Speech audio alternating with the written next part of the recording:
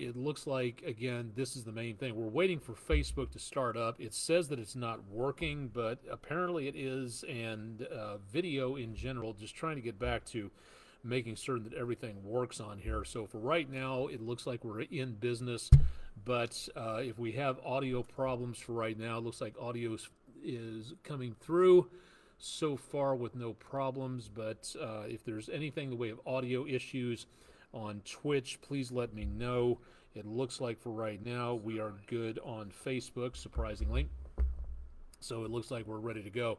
We're on a little bit late tonight. Again, apologies for the issues getting started. So let's go ahead and jump right into it for our high and low temperature of the day. 41 is where we were. We're 10 degrees below normal today. This is our first day technically above freezing since, I believe, Tuesday, if I'm not mistaken. And that's our normal low temperature for this time of the year.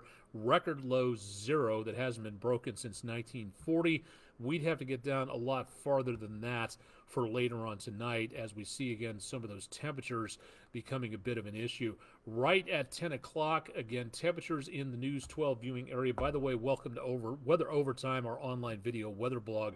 13 degrees in Pikeville and Dunlap, 19 in Monteagle and in Madisonville, 20s throughout the rest of the area, 17 degrees over around South Pittsburgh, back to the west of Chattanooga tonight. We've got wind chills in the single digits already. It's sharp out there if you have not been out and about in southeast Tennessee for the most part. Not really seeing a lot of major concern in single digits just yet, but this is pretty doggone cold for northeast Alabama and northwest parts of Georgia, north central Georgia as well, and back into the single digits around North Carolina for tonight. We do have two weather issues to take a look at. Number one is, again, the winter weather advisory, southeastern Monroe County for tonight. You could pick up another inch of snow on top of what you've already gotten. Right now, what we've been looking for is, again, just a light amount of precipitation, most of that in the form of flurries over portions of areas west of Chattanooga. It doesn't look like much. It is technically not that much. Higher elevations, Dalton, back on up to close to I-40, you may see the potential, Dayton, I should say, pardon me, again, of maybe a dusting out of this, but that is really going to be about it. It's over toward the area close to and around the northeastern parts of our viewing area. That is where we could be looking at the potential of some problems out there, where we see some of that snowfall, and most of that is back around Knoxville and into parts of the Gatlinburg, Pigeon Forge, Kodak, Sevierville area. We're just not seeing that much. It's leftover moisture being wrung out of the air, so there's really just not that much out there for right now, and not expecting too much of a major problem. But until we get rid of this moisture, that winter weather advisory will remain in effect until Saturday morning at 7 o'clock. Now, the big weather story at this time is, again, the wind chills into tomorrow morning. Temperatures will be going down. Wind speeds are picking up, and into tomorrow morning, we see again the potential of maybe some double-digit wind chills out there. Most of the area should be about just above 0 to just below 0, and that is why the National Weather Service has issued this wind chill advisory in effect for all of the News 12 viewing area until noon Saturday. It's going to be a very cold Saturday coming up, and that is again for wind chills of around 10 degrees below 0. But back to Monroe County in Tennessee, in the News 12 viewing area, wind chills in the southeastern part of the county, way up against those higher peaks into North Carolina.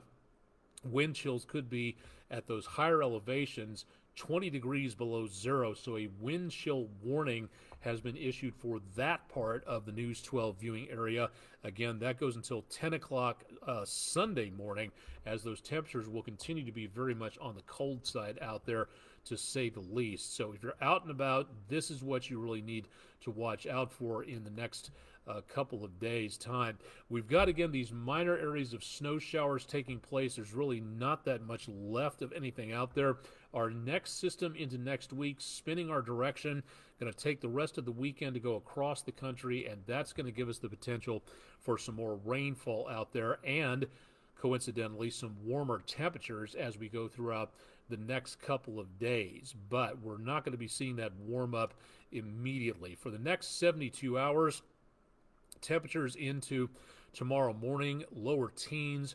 Tomorrow afternoon, barely into the mid-20s or so. And then we get back in the teens again for Sunday morning. Sunday afternoon, some sunshine, but the clouds coming back our direction with dry conditions. It's going to be a dry weekend.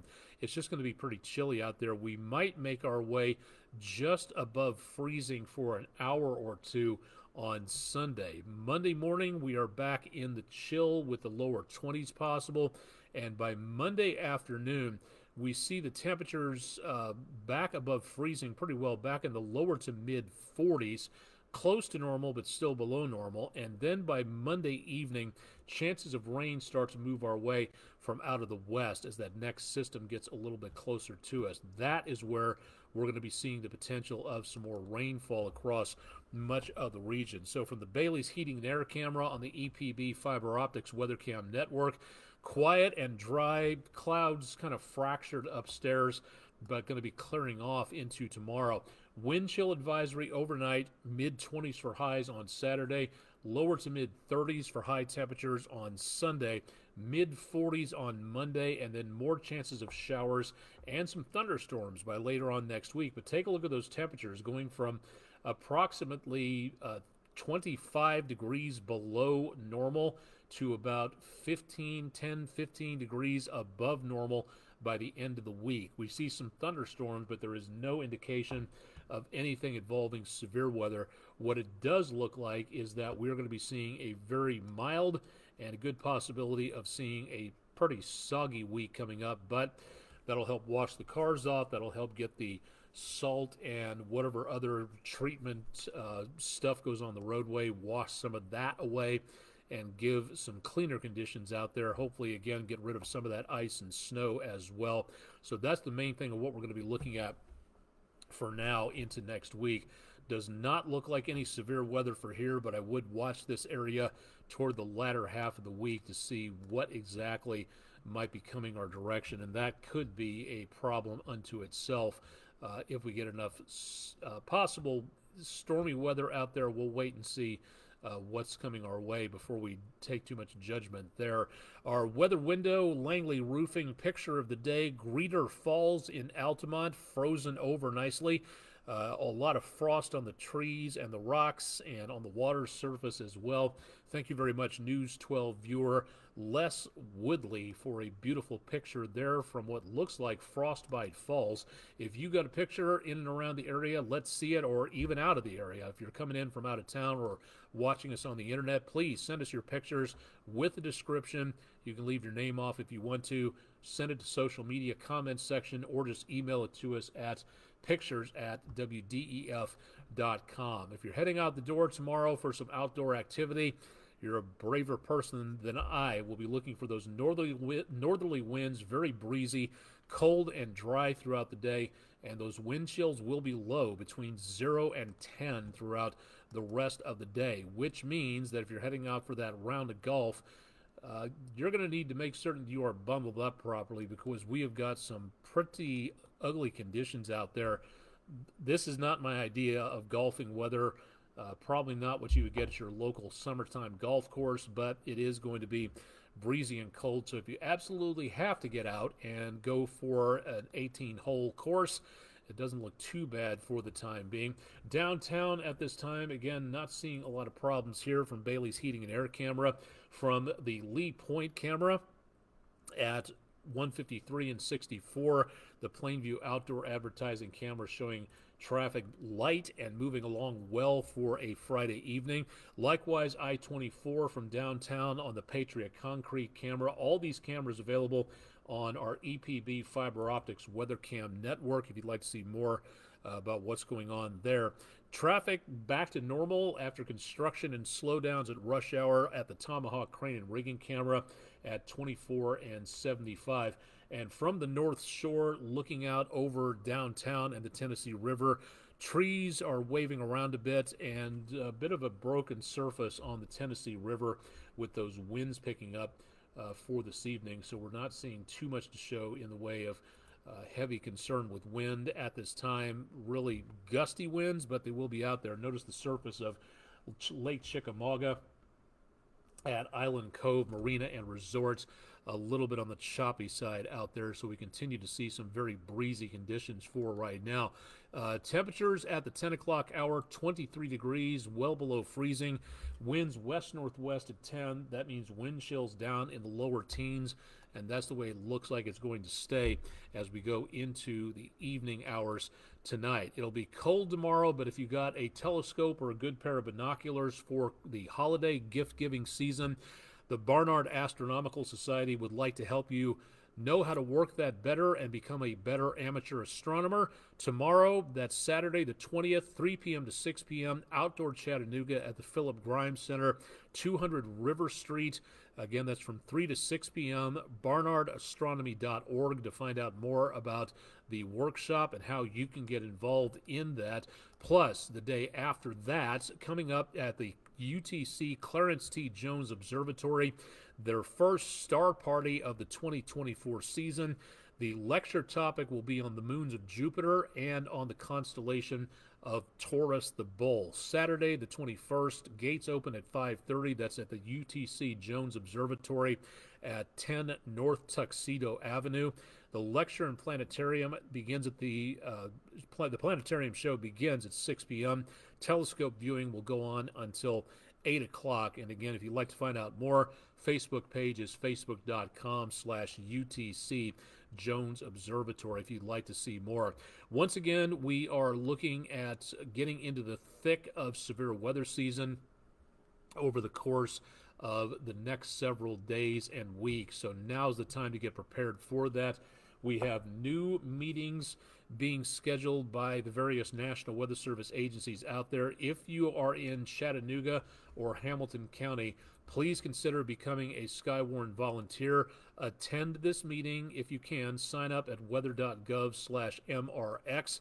That'll be held at CHI Memorial Hospital Friday, February 9th, 6 p.m. on DeSales Avenue. And again, this is just to give the National Weather Service an idea of who's going to be showing up. So if they need to have a larger meeting room, or if they need to split a large meeting into two meetings, that'll be your best bet, again, to make certain that you get a seat and to make certain that you're neighborly enough to make certain that you save enough seats for everybody else by registering ahead of time.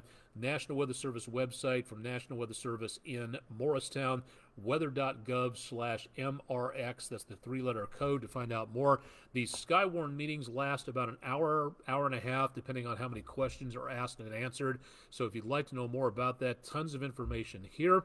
And if you'd like to know more about the Skywarn program in general, just go to weather.gov, scroll down, and search for the Skywarn information there. There'll be plenty more of these coming up in the next several weeks. So if you'd like to find out more, again, please go to their website and sign up today. The more Skywarn spotters we have, the better we will all be protected. So please use that as a consideration going into the next several days before we get into the thick of severe weather season, late February through early to mid-April.